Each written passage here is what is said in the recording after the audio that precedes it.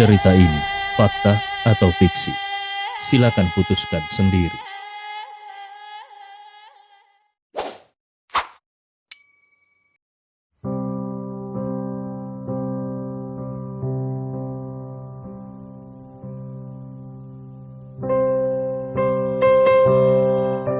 Bab 1049 sampai 1050.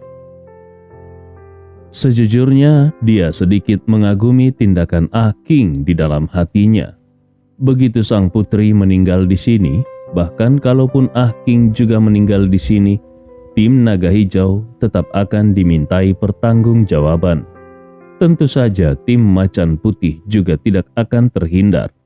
Tetapi kalau mereka bisa membunuh pemuda yang paling dihargai oleh militer Long Teng ini, maka itu akan menjadi pencapaian yang luar biasa. Dan pujian seperti itu cukup untuk mengimbangi kesalahan kematian sang putri yang tidak disengaja.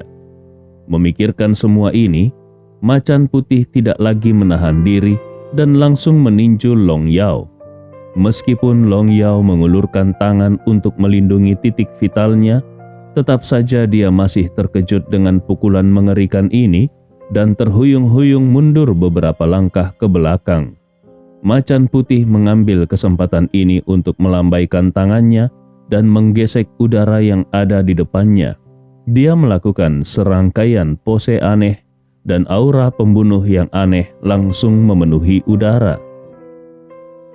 Macan Putih menyeringai dan tiba-tiba dia melangkah maju sambil melemparkan tinjunya ke arah Long Yao yang sedang terhuyung-huyung ke belakang. Dalam persepsi Long Yao, seolah-olah ada sebuah bintang yang melesat ke arahnya.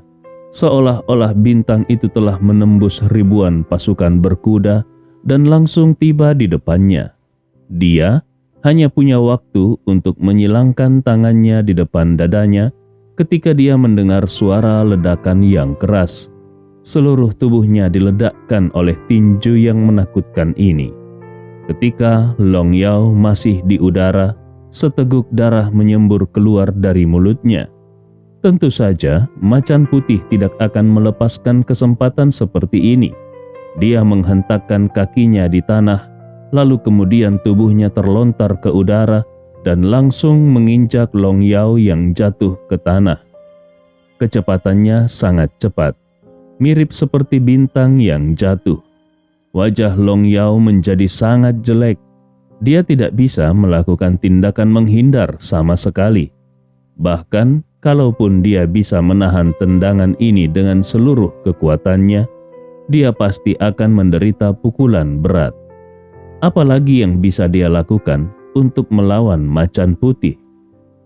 Dan penyebab semua ini adalah anak bernama Leon Wood itu. Kalau bukan karena kebaikan Leon yang ingin melindungi Wang Yuchun, konsentrasi Long Yao tidak akan terganggu dan dia tidak perlu menghadapi situasi ini. Begitu Macan Putih melarikan diri dari tempat ini, di mana lagi dia bisa menemukan kesempatan seperti tadi. Long Yao mengutuk di dalam hatinya. Semua gara-gara sampah itu. Saat ini Long Yao sudah bersiap untuk menerima tendangan dari Macan Putih.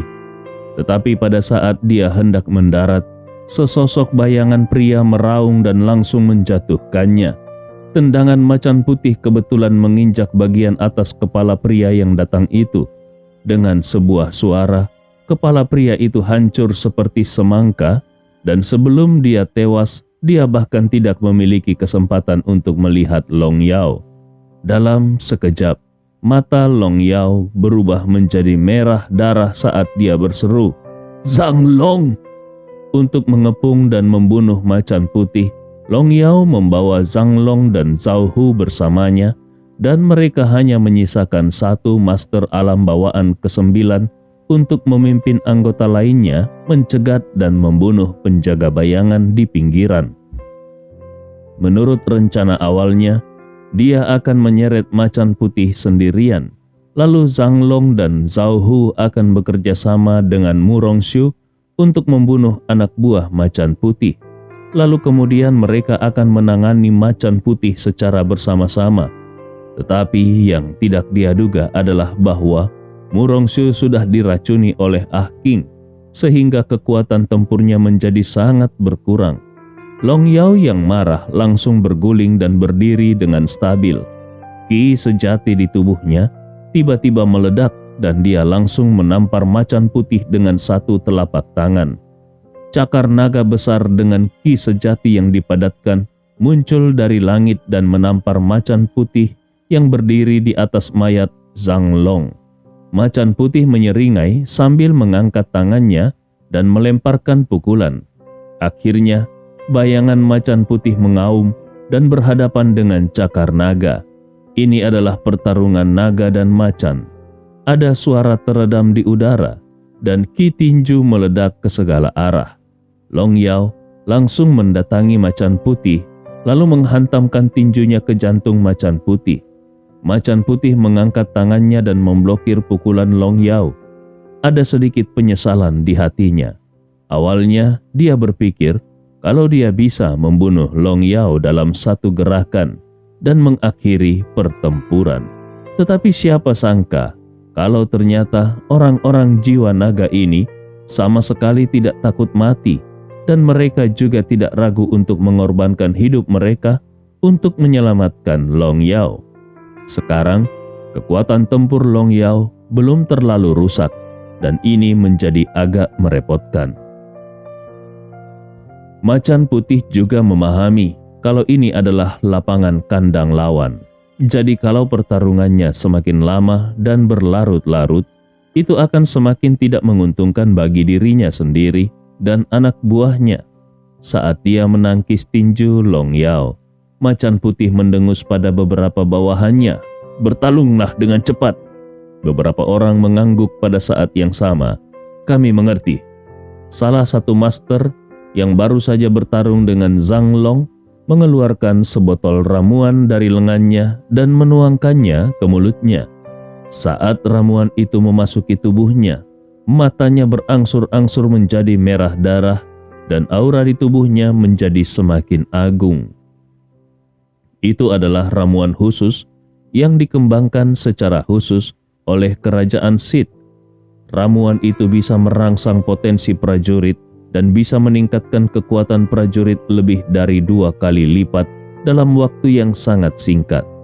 Tentu saja, efek sampingnya juga sangat serius. Setiap kali obat itu diminum, obat itu bisa menyebabkan kerusakan yang tidak bisa diperbaiki seumur hidup.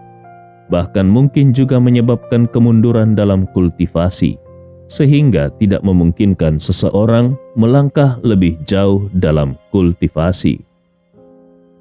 Seniman bela diri biasa mungkin merasa lebih baik mereka mati daripada meminum ramuan seperti itu. Tetapi bagi penjaga bayangan yang sudah lama mengesampingkan hidup dan mati mereka sendiri, hal itu bukanlah apa-apa.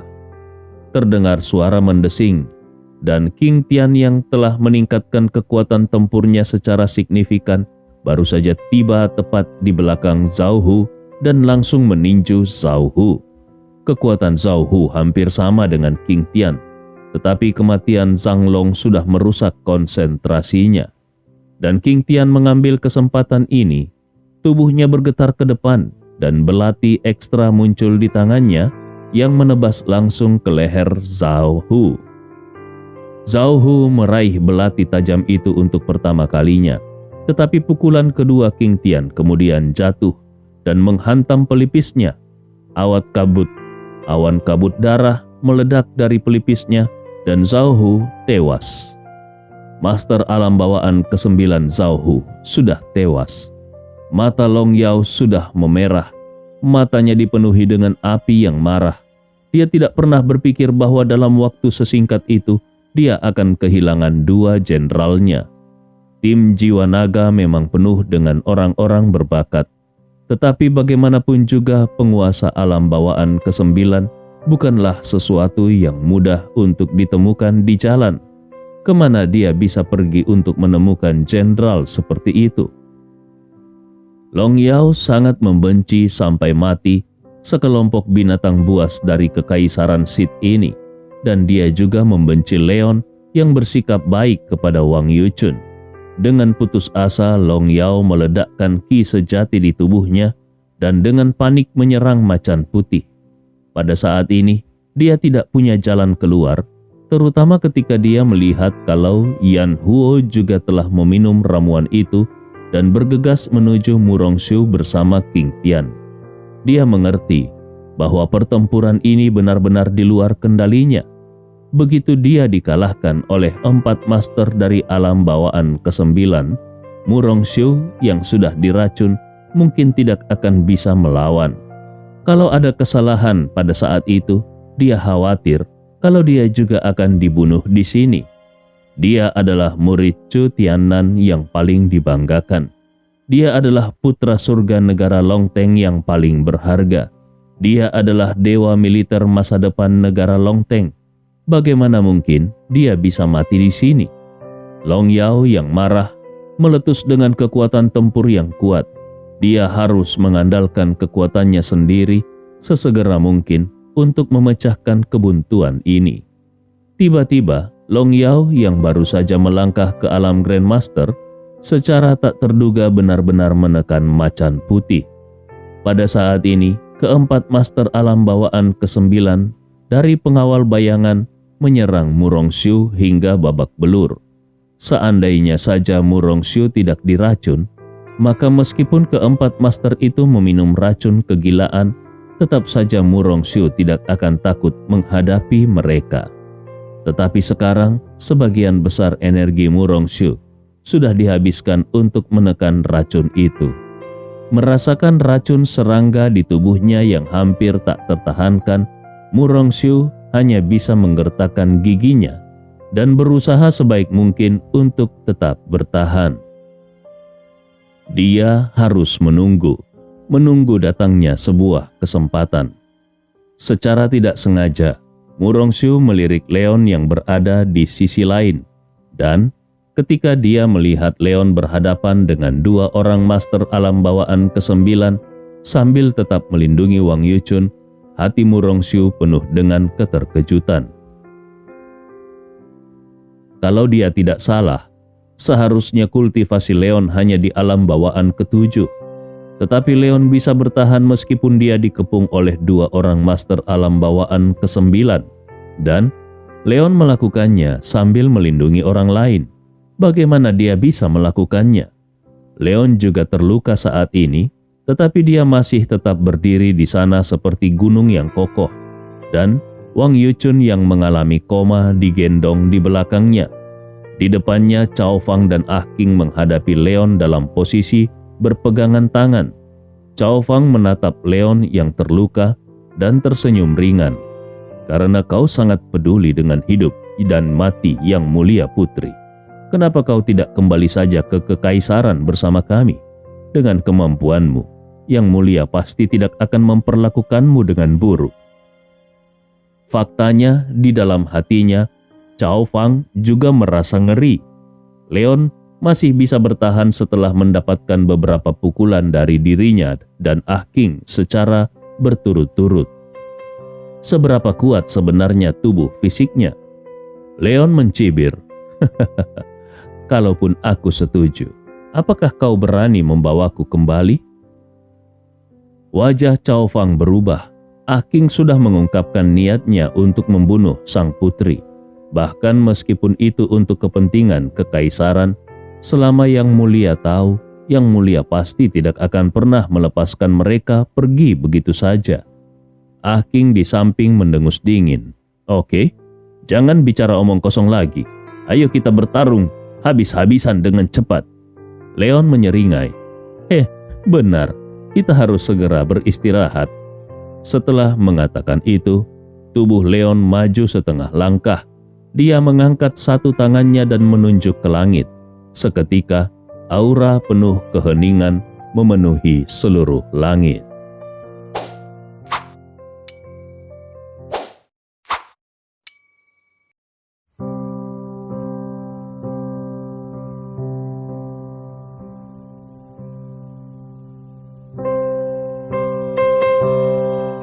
Bab 1051 sampai 1052.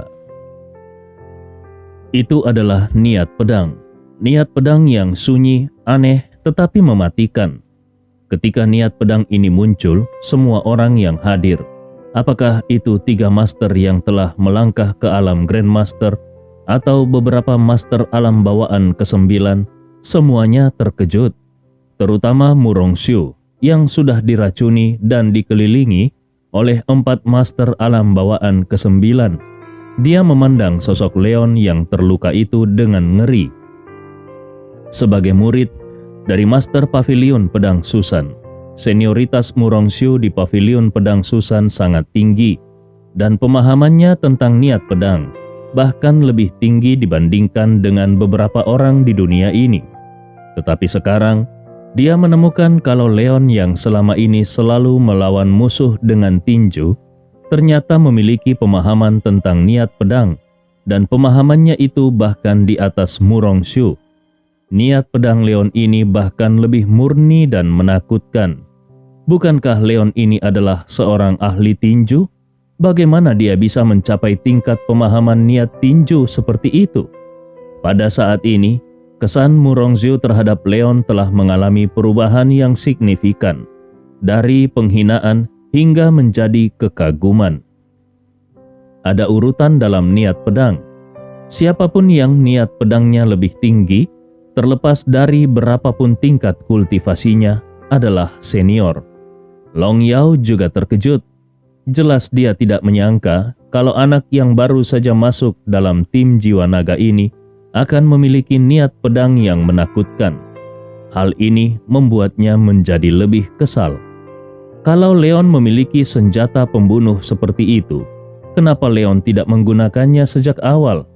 Kenapa Leon hanya menggunakannya untuk melindungi anggota kekaisaran yang tersisa? Kalau Leon menggunakan metode ini sebelumnya, kedua bawahannya tidak akan mati. Macan Putih juga merasa sedikit ketakutan di dalam hatinya. Tetapi ketika dia menyadari kalau Long Yao yang ada di depannya sedang teralihkan, dengan cepat dia mengubah pertahanannya menjadi serangan dan dia meledakkan tinjunya ke bahu Long Yao dan menghantamkannya bolak-balik hingga Long Yao kembali memuntahkan seteguk darah. Dalam sekejap, cahaya pedang besar muncul di langit seperti gunung besar dan menabrak Cao Fang dan Ah King dengan kecepatan penuh. Tidak ada cara untuk bersembunyi dan tidak ada cara untuk mundur. Tampaknya, satu-satunya hal yang bisa mereka lakukan adalah berdiri dan menunggu kematian. Tapi tidak satu pun dari mereka yang ingin mati. Mata Ah King memerah dalam sekejap, dan kultivasi alam bawaan ke-9-nya benar-benar meledak. Ki sejati di tubuhnya seperti gunung berapi yang terjepit selama 1000 tahun dan saat ini melonjak keluar. Ah King meraung marah. "Cao Fang, bunuh dia!" Dia menghentakkan kakinya dengan keras dan tiba-tiba tubuhnya bisa melepaskan diri dari belenggu niat pedang. Lalu dia langsung menghantamkan tinjunya ke arah pedang yang jatuh dengan cepat dari langit. Ki tinju yang mengamuk berubah menjadi tinju yang sama besarnya dan menabrak pedang raksasa yang jatuh dari atas. Cao Fang yang memahami situasinya langsung meledakkan juga ki sejati di tubuhnya. Dia tahu kalau pada saat ini Ah King sedang mempertaruhkan nyawanya sendiri dengan imbalan kesempatan untuk dirinya sendiri. Pada saat niat pedang terbebas, Cao Fang hanya punya 2 pilihan. Yang pertama adalah dia bisa mengambil kesempatan ini untuk melarikan diri dengan kecepatan penuh. Tetapi kalau dia melakukannya, Ah King pasti akan mati. Pilihan lainnya adalah membunuh Leon dengan seluruh kekuatannya seperti yang diperintahkan Ah King. Cao Fang tidak ragu-ragu. Sebagai anggota tim Naga Hijau, bahkan kalaupun dia tidak pandai bertarung, dia adalah master dari alam bawaan ke-9. Bagaimana mungkin seseorang yang takut mati bisa menjadi master alam bawaan ke-9? Ketika Cao Fang berhasil melepaskan diri dari belenggu niat pedang, dia melangkah keluar dan mendatangi Leon. dia mengeluarkan belati hitam pekat yang menyembul dari lengan bajunya dan menusukkannya langsung ke jantung Leon. Dia harus memanfaatkan momen ketika Ah King menahan niat pedang ini untuk membunuh Leon.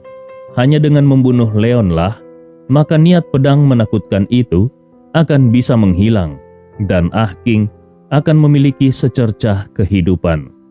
Pada saat ini, tinju Ah King telah bertabrakan dengan pedang yang menakutkan itu, dan seperti yang dia duga, tinju yang dipadatkan oleh Ah King yang jelas lebih tinggi tidak bisa menahan pedang itu sama sekali. Itu seperti salju yang bertemu dengan api. Tinju Ah King dengan cepat mencair. Semua ini hanya karena niat pedang dari Leon terlalu murni. Cao Fang tidak bisa mengerti kenapa orang ini yang jauh lebih muda dari dirinya dan yang kultivasinya jauh lebih rendah daripada dirinya dan Ah King bisa memiliki niat pedang yang murni seperti itu. Tapi dia tidak perlu mengerti. Dia hanya perlu menusukkan pisau belatinya ke jantung Leon. Dan seperti yang sudah dia dan Ah King duga, tidak mudah untuk mengendalikan niat pedang yang begitu menakutkan ini.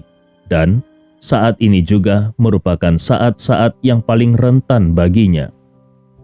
Belati itu dimasukkannya ke dada Leon tanpa halangan sedikit pun.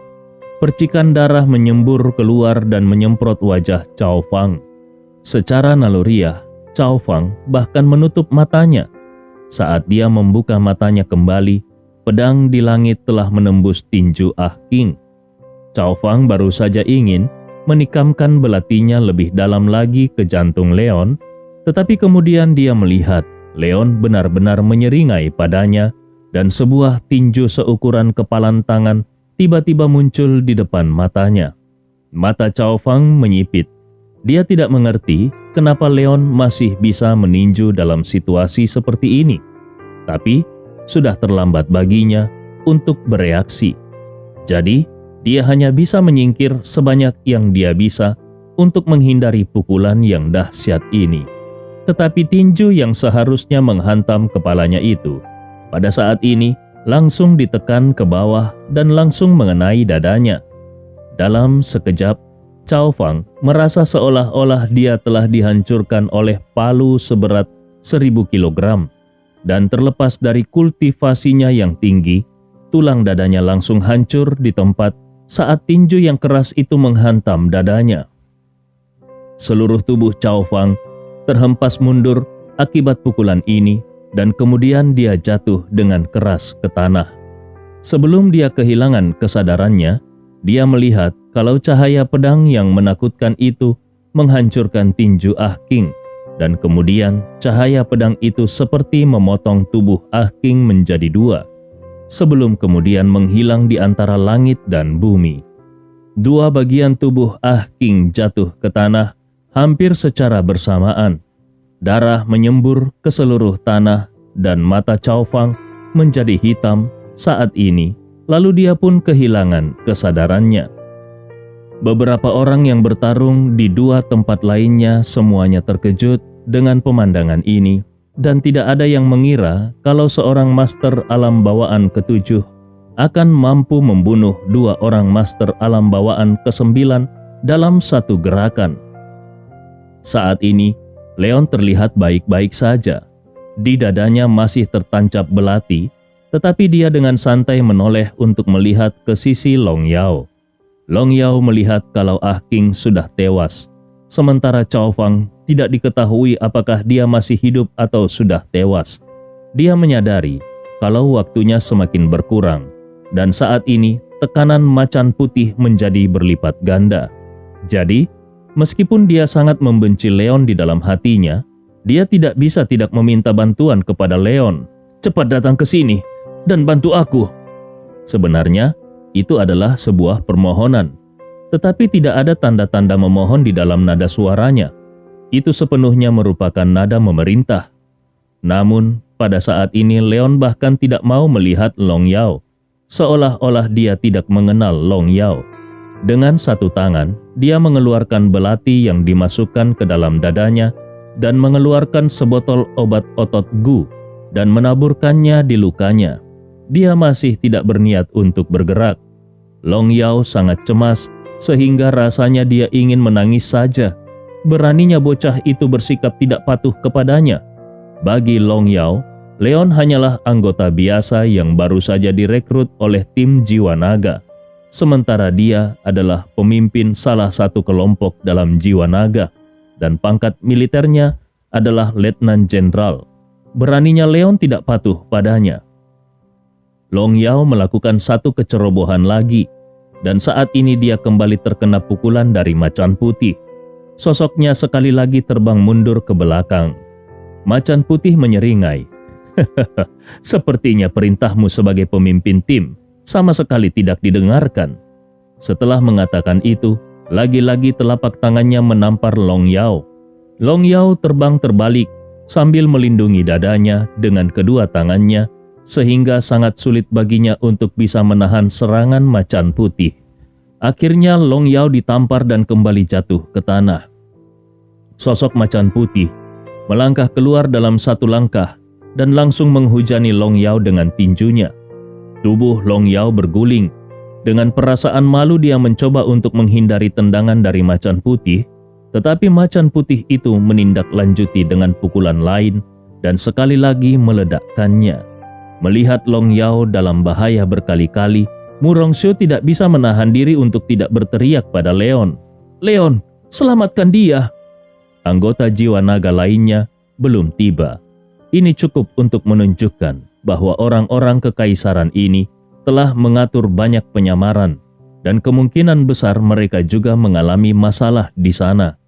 Kalau sampai Long Yao dibiarkan mati di sini, maka mereka akan sangat kewalahan menangani macan putih. Leon tersenyum dan berkata, "Kalau aku harus menyelamatkan, bukankah seharusnya aku menyelamatkanmu?" Murongxiu mengangkat alisnya. Meskipun dia melawan dengan keras, tetapi dia tidak berada dalam bahaya. Apalagi setelah Leon membunuh dua master alam bawaan ke-9, keempat orang yang saat ini mengepungnya jelas terganggu konsentrasinya, dan tekanan mereka juga menurun dengan tajam. Murongxiu baru saja hendak membujuk Leon untuk fokus pada situasi keseluruhan, tetapi sebagai hasilnya, Leon yang telah membalut lukanya sudah bergerak untuk meninju. Tinju yang menakutkan itu meledak di udara, tetapi alih-alih menyerang salah satu dari keempatnya, tinju itu justru menghantam dirinya sendiri. Keempat orang lainnya yang sedang mengepung Murongxiu jelas tidak menduga kalau pemuda dengan kultivasi rendah tetapi memiliki kekuatan tempur yang sangat kuat ini akan datang dengan gerakan seperti itu. Bahkan kalaupun mereka tidak mengerti kenapa Leon justru menyerang Murongxiu, tetap saja mereka berusaha untuk menghindari tinju tersebut. Niat tinju yang agung dengan ganas menghantam tubuh Murongxiu dan langsung menerbangkan seluruh tubuh Murongxiu ke udara. Ketika Murongxiu membuka mulutnya, seteguk besar darah menyembur keluar. Bukan hanya itu, tetapi panah darah hitam juga keluar dari luka di belakang lehernya. Hanya saja, tidak ada yang memperhatikan hal ini. Empat orang yang mengepung Murongxiu saling memandang. Mereka sama sekali tidak menyangka kalau Leon benar-benar akan melakukan sesuatu pada murid kebanggaan Master Pavilion Pedang Susan ini. Tentu saja, keempat orang itu tidak akan melepaskan kesempatan seperti ini. Salah satu dari mereka tetap tinggal untuk mengawasi Leon. Sementara tiga orang lainnya sudah berlari menuju Murongxiu dengan kecepatan penuh. Melihat pemandangan ini, Long Yao semakin memarahi Leon. "Leon, apakah kau sudah gila?" Dia sudah tidak sabar untuk meledakkan tinjunya ke kepala Leon. Leon tidak mau repot-repot memperhatikannya. Dia bahkan tidak berniat untuk bergerak. Jadi, dia duduk bersila di sebelah Wang Yuchun dan mulai memulihkan diri. Hati Long Yao bergetar. Orang ini bukan antek kekaisaran, bukan? Macan putih juga tercengang. Dia benar-benar bingung dengan apa yang telah dilakukan oleh Leon. Kalau Leon adalah master yang dikirim oleh kekaisaran, kenapa dia membunuh Ah King dan Cao Fang? Kalau Leon bukan master yang dikirim oleh kekaisaran, lalu kenapa dia melukai Murongxiu dan dia tidak melakukan apa-apa pada saat ini?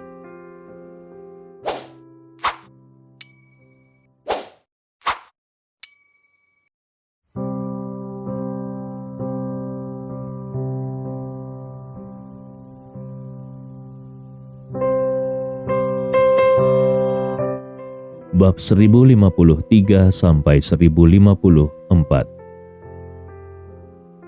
Pada saat ini, suara dingin Murongxiu datang dari medan perang lain. Terima kasih. Saat kata-kata itu jatuh, cahaya pedang yang cemerlang menyala dari pedang panjang di tangannya dan pedang menebas ke arah Clear Sky. Wajah Clear Sky berubah drastis. Dia terkejut menemukan bahwa kekuatan pedang ini beberapa kali lebih besar daripada pedang-pedang yang sebelumnya. Kecepatannya bahkan sangat ekstrim, dan sebelum dia sempat bereaksi, seluruh tubuhnya sudah terpotong oleh pedang itu. Tubuh dan kepalanya berada di tempat yang berbeda. Murongxiu tidak mempedulikannya, dan saat ini dia mengayunkan pedangnya ke arah orang kedua. Pedang Qi ditembakkan dan langsung menembus jantung Smokefire. Tubuh Smokefire membeku. Dua master lainnya yang masih tersisa, yaitu Falling Moon dan Flying Fox, semuanya langsung mengubah ekspresi wajah mereka. Saat ini, mereka semua mengerti bahwa pukulan Leon yang tampaknya mendominasi tadi ternyata bertujuan untuk membantu Murongxiu mengeluarkan racun serangga dari tubuhnya. Pada saat ini, karena sudah tidak ada lagi racun serangga di dalam tubuhnya, maka kultivasi Murongxiu benar-benar meledak. Ini adalah kekuatan sejati Murongxiu. Saat kedua master tadi masih merasa linglung, Murongxiu kembali mengayunkan pedangnya kepada kedua master itu. Kedua master tadi ditikam oleh pedang. Satu orang memiliki lubang darah ekstra di dahinya, dan yang lainnya memiliki garis darah ekstra di lehernya. Mereka semua mati satu demi satu. Meskipun penguasa Grandmaster hanya selangkah lebih maju daripada master alam bawaan ke-9, tetapi satu langkah itu adalah jarak antara langit dan bumi. Belum lagi, Murongxiu sendiri adalah murid kebanggaan Master Pavilion Pedang Susan yang kekuatannya lebih kuat daripada Grandmaster biasa.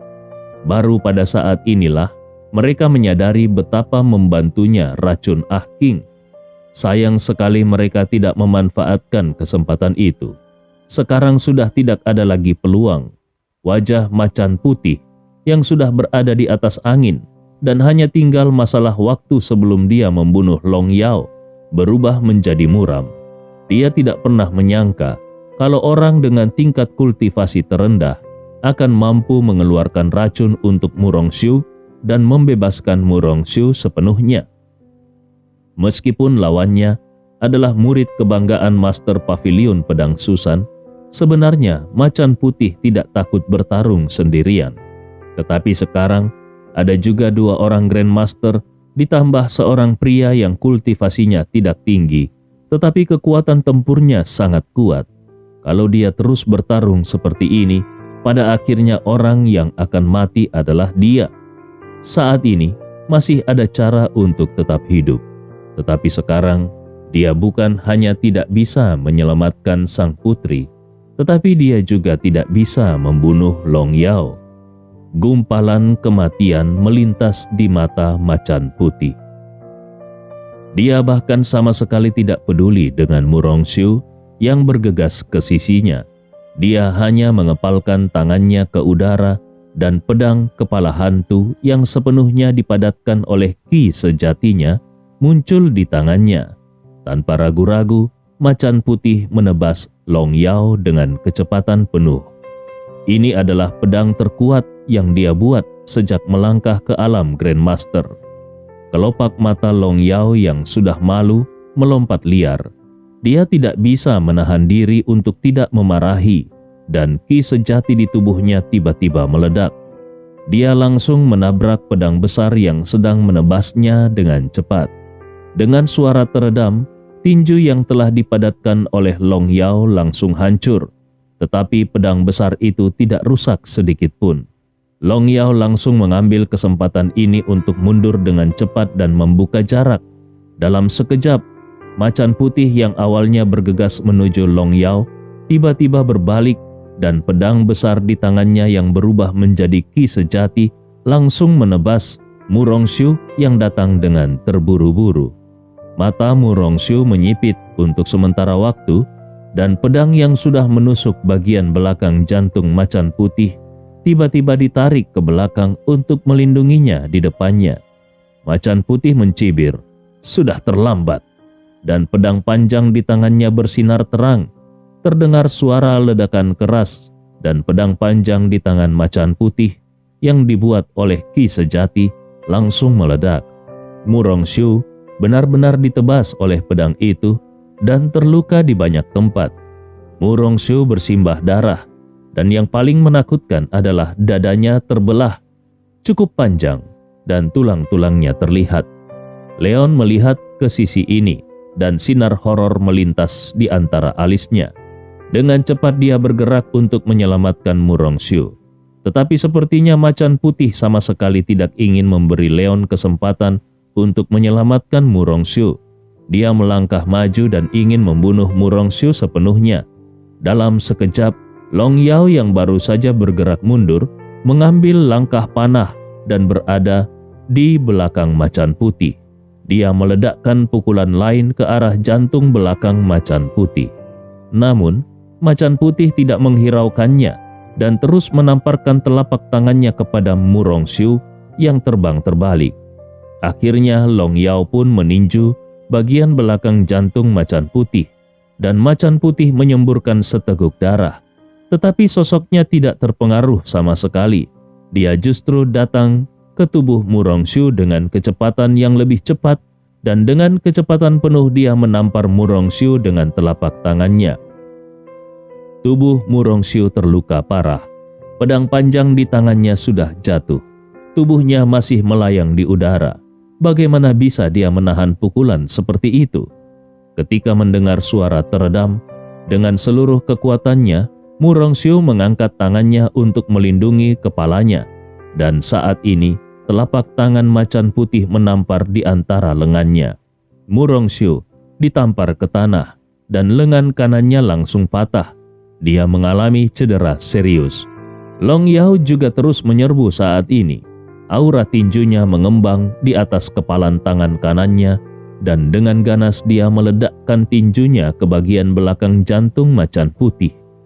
Tetapi macan putih itu masih tidak peduli. Tampaknya dia sudah benar-benar menyerah, dan sekali lagi dengan menggunakan kekuatan ini dia melangkah maju dan mendatangi Murongxiu, lalu langsung meninju Murongxiu. Untuk sementara, Ki Sejati di tubuh Murongxiu sedang tidak teratur. Lengannya patah, tanda darah tergambar di dadanya, dan darah pun mengalir deras. Dalam keadaan seperti itu, mana mungkin dia bisa menahan pukulan kuat ini? Merasakan niat tinju yang menakutkan itu, Murongxiu penuh dengan keputusasaan. Dia tidak pernah berpikir bahwa ketika pertama kalinya dia bertemu dengan seorang master dari alam sekte yang sama, ternyata dia harus jatuh. Kalau gurunya sampai tahu, gurunya pasti akan kecewa, bukan? Tepat ketika dia hendak menutup matanya dan menunggu kematian, niat pedang yang lebih sunyi datang dari arah di sebelah kirinya. Murongxiu menoleh untuk melihat, dan dia melihat Leon yang bergegas dengan cepat. Leon mengangkat satu tangannya untuk mengubah telapak tangannya menjadi pedang, dan kemudian dengan cepat menebaskan pedang itu ke tubuh macan putih. Dengan suara ledakan keras, macan putih yang sama sekali tidak menganggap serius Leon ditebas oleh pedang itu. Namun, bagaimanapun juga, macan putih adalah penguasa alam Grandmaster. Jadi setelah mendapatkan pukulan berat seperti itu, tubuhnya masih berguling-guling di udara. Ketika kakinya mendarat ke tanah, dia langsung bisa menstabilkan tubuhnya. Macan putih tertawa menyedihkan. Dia jelas tidak menyangka kalau pada akhirnya dia akan terluka oleh seorang pria dari alam bawaan ketujuh. Macan putih tetap tidak mau mundur. Dia benar-benar mengabaikan pedang Ki yang menyerang tubuhnya, dan sekali lagi memobilisasi Ki sejatinya. Dia baru saja akan menyerang lagi, tetapi sosok Long Yao sudah datang kepadanya dan tidak memberi kesempatan kepada macan putih untuk bertarung lagi. Long Yao langsung meninju jantung macan putih. Macan putih hanya punya waktu untuk mengangkat tangannya untuk menyegel pukulan ini ketika dia merasakan kekuatan yang tak terbayangkan menghantam tubuhnya. Kekuatan pukulan ini jauh melebihi yang sebelumnya. Lengannya hancur di tempat, dan pukulan mengerikan itu menghantam langsung ke jantungnya. Seluruh jantungnya hancur. Tubuh macan putih menegang, dan dia menatap Long Yao yang ada di depannya dengan sedikit terkejut. Melihat wajahnya yang mengerikan itu, sudut mulut macan putih tiba-tiba menunjukkan senyum tipis dan kemudian langsung jatuh ke tanah. Setelah membunuh macan putih dengan satu pukulan, mata Long Yao masih merah, dan ketika dia melihat ke belakang, dia melihat kalau orang yang hampir membunuh macan putih dengan pedang sudah berjongkok di samping Murongxiu untuk mengobati luka Murongxiu. Hanya saja, bekas pisau di dada Murongxiu terlalu besar, jadi tidak mungkin untuk mengatasinya dalam sekejap. Setelah Leon selesai merawat Murongxiu, Long Yao langsung meraung, "Leon, kalau kau memiliki jurus seperti itu, kenapa kau tidak menggunakannya lebih awal? Tahukah kau bahwa kelambatanmu itu sudah membunuh dua bawahanku dan hampir membunuh Ah Xiu?" Leon memandang Long Yao dan hanya bertanya dengan ringan, "Semua ini, kau yang mengaturnya?" Long Yao berkata dengan percaya diri, "Tentu saja." Dengan menggunakan bidak catur Zhang Hongfang, dia bisa menyusun permainan mematikan ini dan memusnahkan grup macan putih dari Kekaisaran Sith. Ini merupakan rencana paling memuaskan yang dia buat selama bertahun-tahun. Mendengar jawaban itu, Leon pun langsung meninju wajah Long Yao hingga Long Yao terhuyung mundur beberapa langkah.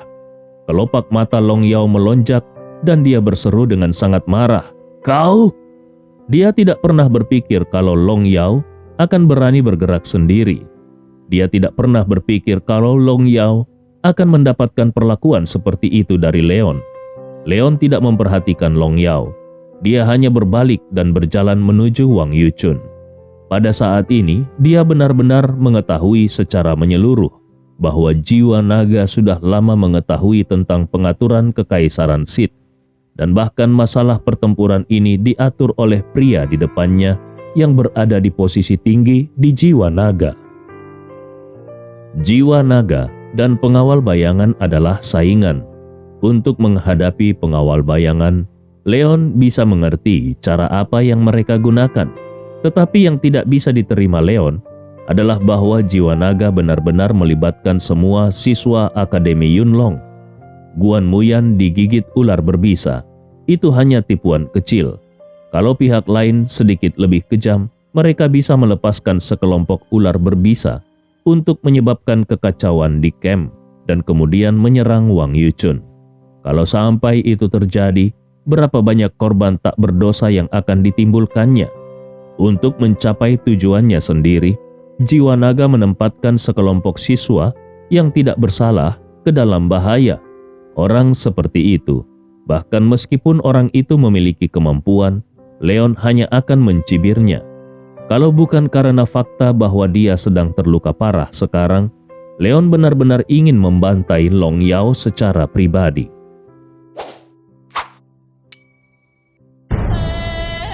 Cerita ini fakta atau fiksi? Silakan putuskan sendiri.